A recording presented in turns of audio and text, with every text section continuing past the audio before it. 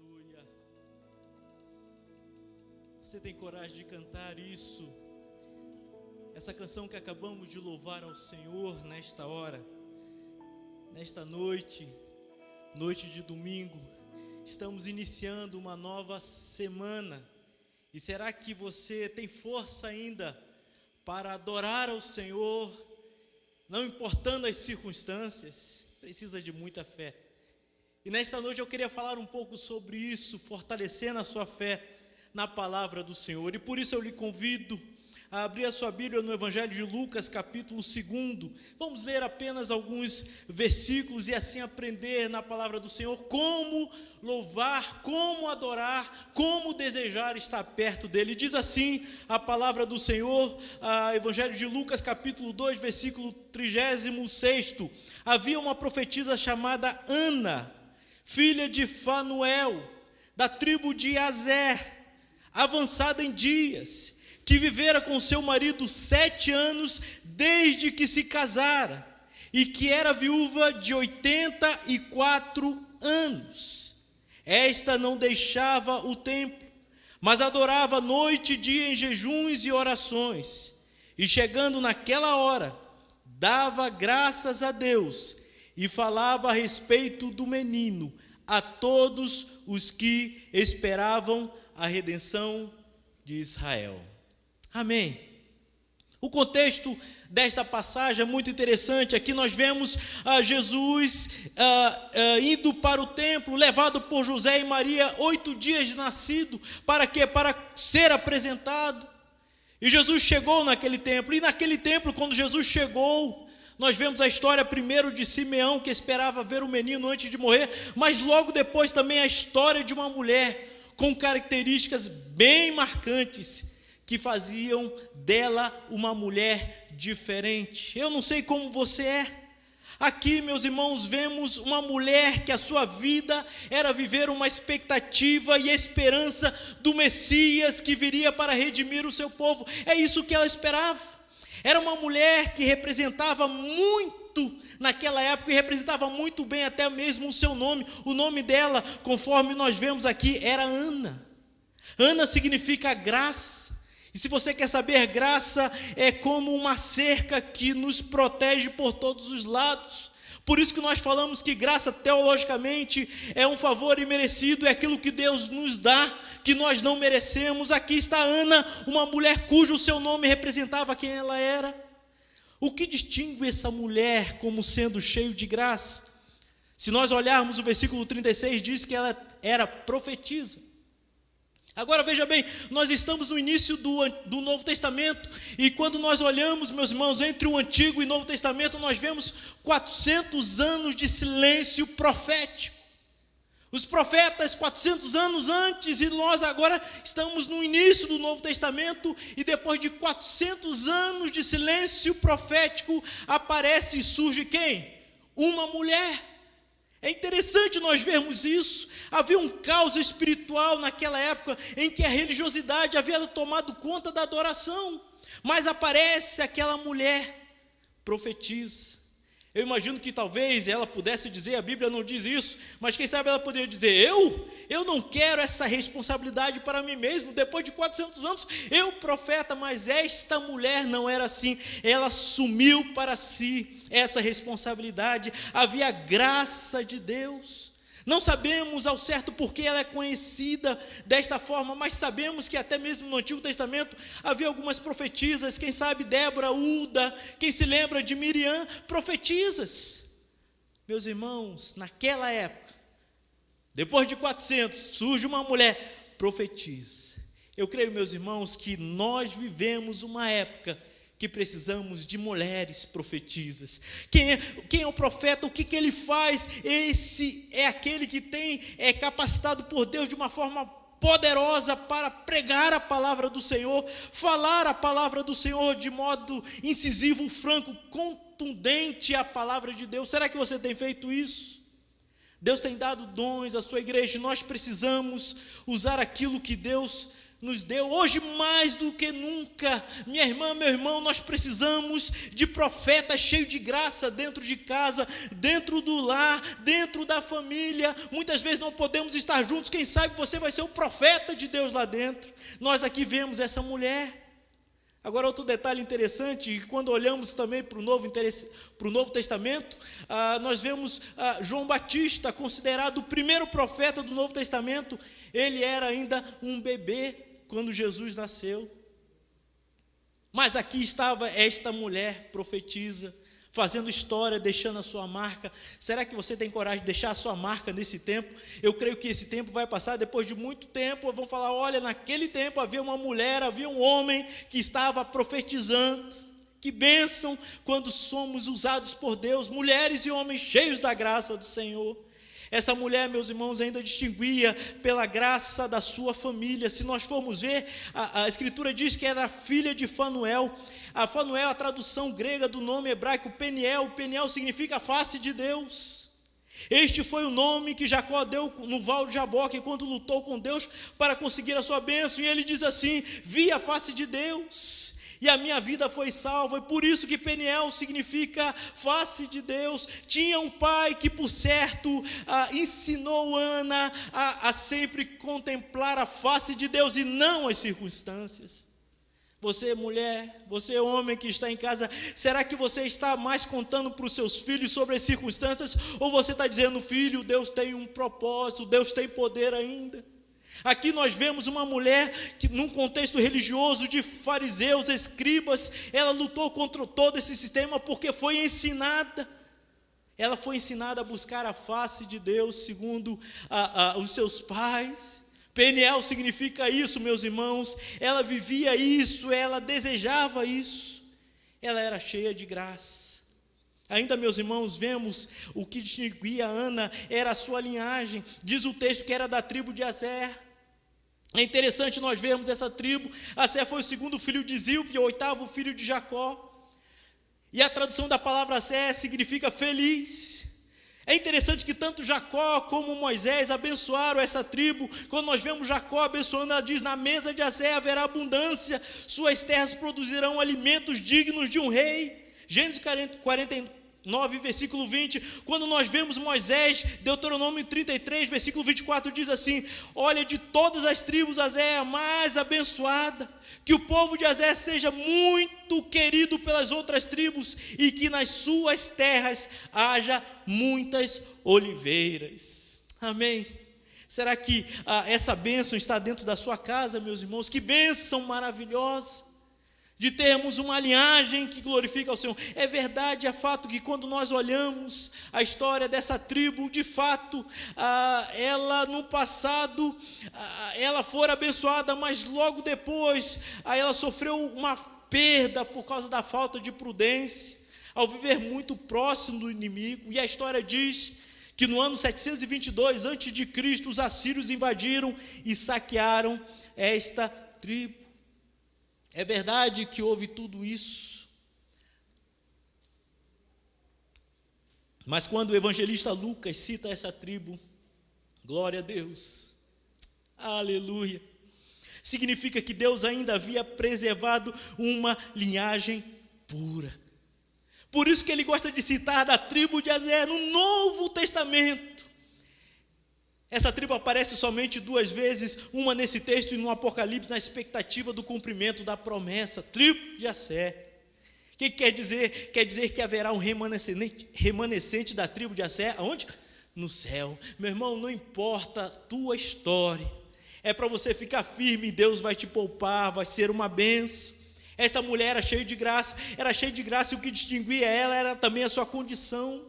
No texto bíblico diz que ela era avançada em dias. Essa expressão é uma característica que deve ser ressaltada, porque muitos desistem de lutar por causa da idade, muitos desistem de servir, de se envolver, muitos já desistiram. Ela, porém, apesar disso tudo, ela continuou servindo.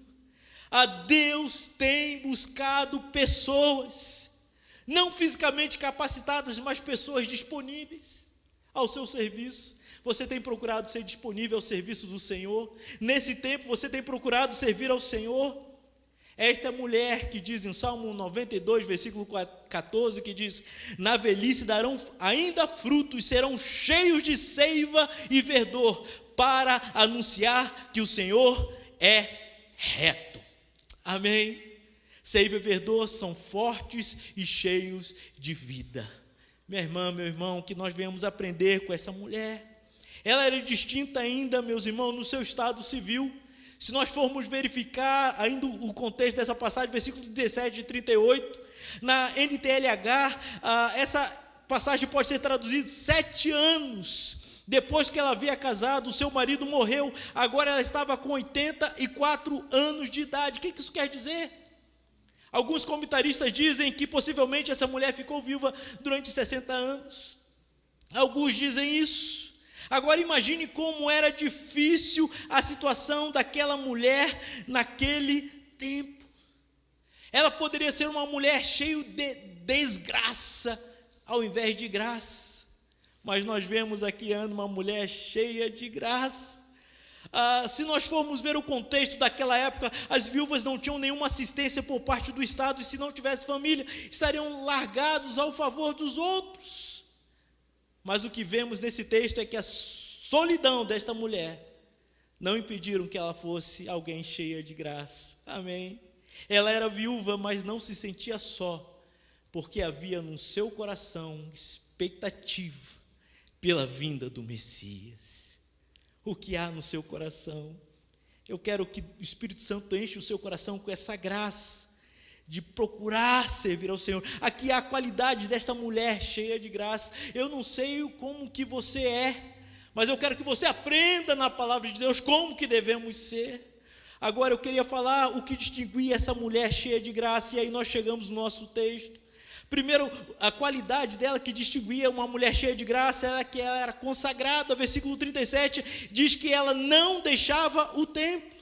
Deixar uma declinação da palavra episteme, que quer dizer não retroceder, não afastar-se, não abandonar uma vida sagrada, não tornar-se infiel. O que estava dizendo aqui é que o verbo tem mais a ver com o abandono de uma crença, de uma expectativa, de uma esperança. Ela não deixava de ir ao templo, ou seja, nutria sempre em seu coração esperança, fé, certeza. O verbo indica uma ação repetida, pois havia um compromisso de estar na presença de Deus, porque assim ela acreditava, meus irmãos. É interessante que quando nós olhamos no Antigo Testamento, e chegando agora no início do Novo Testamento, o templo era símbolo da presença de Deus, mas com a vinda do Messias, nós somos o templo de Deus.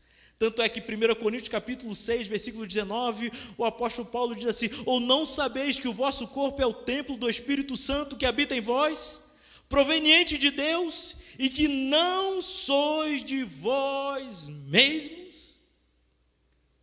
Tem gente que diz assim: puxa, o templo está fechado, a igreja está fechada, eu não vou conseguir me consagrar. Como não, meu irmão? Você pode estar se consagrando dentro da sua casa, buscando ao Senhor. É isso que esta mulher fez. E a pergunta que eu faço é: como está o templo de Deus em você?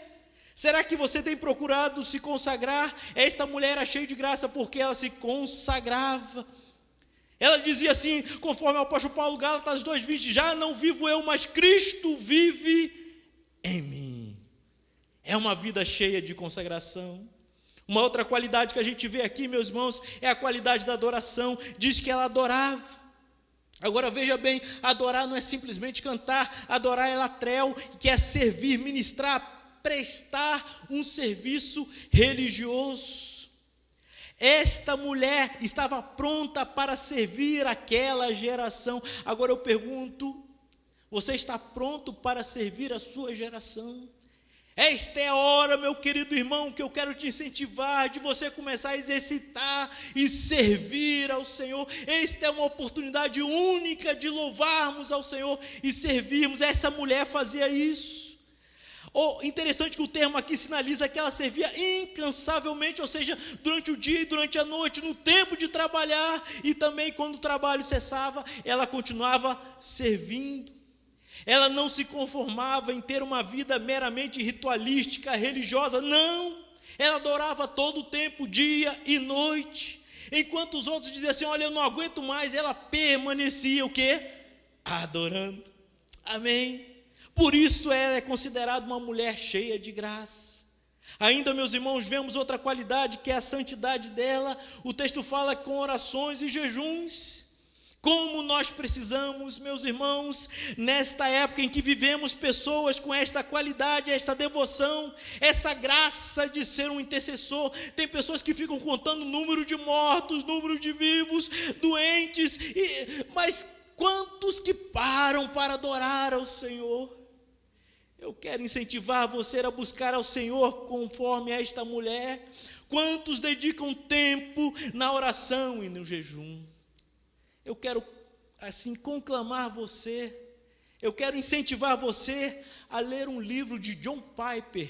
John Piper tem um livro escrito chamado Fome por Deus. E uma das frases que eu acho fantástica nesse livro é que ele diz assim: jejum é a fome que brota da saudade de Deus. Eu vou repetir: jejum é a fome que brota da saudade de Deus. Eu quero perguntar, você tem saudade de Deus? Ah, pastor, eu tenho saudade da igreja. Opa, você tem saudade de Deus? Essa é a pergunta. Meu irmão, nós precisamos abrir nossa mente, nós precisamos realmente avaliar como está o nosso compromisso com o Senhor. Essa mulher, meus irmãos, ela sim procurava sempre fazer o que Deus desejava dela. Ela tinha fome por Deus, ela não se conformava simplesmente em ouvir pregações, mas ela orava e também jejuava. Amém? Será que você tem feito isso? Várias vezes nós estamos desafiando a igreja pelos nossos meios de comunicação para que nós venhamos jejuar, venhamos orar em família, buscar ao Senhor. Então faça isso, meu irmão, para que você seja uma pessoa cheia de graça, mesmo nesses tempos difíceis. Ainda, meus irmãos, a quarta qualidade que nós vemos nela é a qualidade do serviço. Essa qualidade do serviço quer dizer que ela aproveitava as oportunidades. Se você observar comigo o versículo 38, diz assim: e chegando naquela hora, dava graças a Deus e falava a respeito do menino a todos os que esperavam a redenção de Jerusalém. Havia no seu coração e na sua boca, na sua mente, palavras de gratidão. No contexto desta passagem, eu vejo que Simeão ainda estava segurando o bebê Jesus, quando Ana entrou, e o que Ana fez? Imediatamente ela deu graças a Deus. Agora olhe para mim. Ela poderia, quando de repente Simão estava lá com o menino nos braços, ela chegar e dizer assim: oh, nossa, demorou, hein? Ela poderia reclamar: quanto tempo eu esperei. Ela podia acusar: olha, precisava demorar todo esse tempo. Quantos anos eu estou esperando? Ela podia reclamar. Afinal de contas, foram muitos anos. Mas o que nós vemos aqui no texto é que ela não reclamou. Quando ela viu o menino, ela imediatamente começou a dar graças a Deus. Minha irmã, meu irmão, será que você tem aprendido a dar graças a Deus? Ou será que tem reclamado? Olha, a coisa está difícil. Nós precisamos aprender com essa mulher a ter palavras de gratidão na nossa boca, no nosso coração, a louvarmos ao Senhor, a glorificarmos a Ele. É isso que precisamos. Aqui ela não somente dava graças, ela anunciava o Messias, falava a respeito do menino. É interessante aqui que o verbo falar no grego está no tempo imperfeito, que representa uma ação contínua e repetida. Em outras palavras, é quando alguém está tão feliz com alguma coisa que aconteceu, que não sabe falar de outra coisa. Já viu isso? Já aconteceu com você de estar com o seu coração tão contente, tão animado, tão feliz, que você não consegue falar sobre outra coisa? Eu não aguento mais aquela pessoa falar sobre isso. É isso que o texto diz. Falava a respeito do menino. Eu imagino ela saindo de um lado para o outro e falando: olha, o menino está aqui, é o Redentor, é o nosso Senhor. E eu vejo ela tão animada com isso. Ela falava e anunciava porque o seu coração estava cheio dessa esperança e desta verdade. Por isso que vemos que ela ministrava esperança. O que ela falava? Ela falava esperança a todos os que esperavam a redenção de Israel. A palavra redenção aqui no original é resgate, é livramento, é Deus resgatando, é Deus livrando. Esta mulher cheia de graça, ela tinha expectativa, sabe de quê? De resgate. Olha, eu estou aqui no templo há tantos anos, mas eu espero alguém que vai me resgatar, que vai me livrar, que vai fazer algo diferente. Amém? Meu irmão, minha irmã, esta é Ana, uma mulher cheia de graça. Eu não sei como você está, eu não sei como tem sido o teu tempo nesses dias, mas eu quero que você venha observar o texto sagrado. Eu imagino que Ana, quando, não sei se ela segurou aquela criança no colo ou apontou para aquele menino, eu não sei, mas eu imagino ela levantando aquela criança ou apontando para ela e dizendo: olha, valeu a pena esperar, porque eu posso ver que há esperança para Israel. Valeu a pena continuar confiando, continuar batalhando, continuar servindo, continuar acreditando, porque Deus tem ainda promessas. Eu imagino essa mulher ainda, eu imagino conjecturas, eu perdi pessoas queridas, afinal de contas ela tinha perdido o seu marido, mas há esperança. O menino está entre nós, meus irmãos. Cristo estava aqui gerando no coração dela essa esperança. Por isso que eu acredito que Cristo, agora, aquela criança que era o prometido, o Messias, não estava no templo somente, mas o Messias, Cristo, estava no seu coração, e isto fez toda a diferença. Fez toda a diferença porque era uma mulher cheia de fé e cheia de esperança. Nós cantamos um cântico aqui: te louvarei, não importa a circunstância. Eu não sei a circunstância que você está vivendo.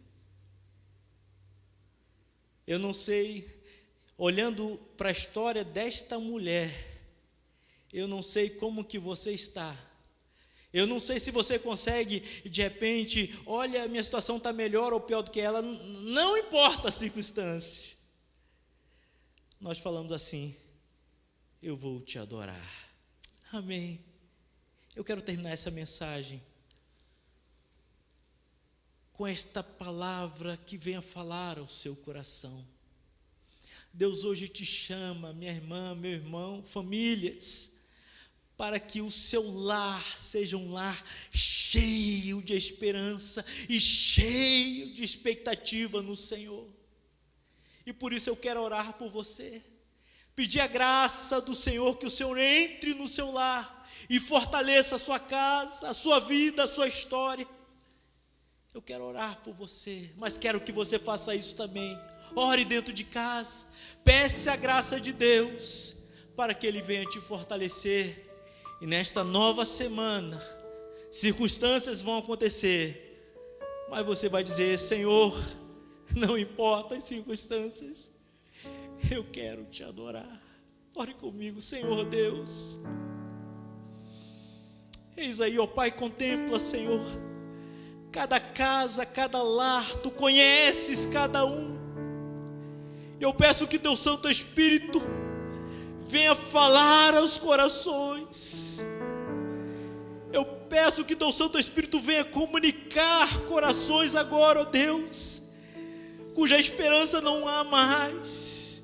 Que haja a graça do Senhor inundando, ó Pai, e fortalecendo cada um, ó Pai, na certeza que o Senhor tem coisas boas para nós. Ó Deus, ajuda-nos a servirmos a Ti.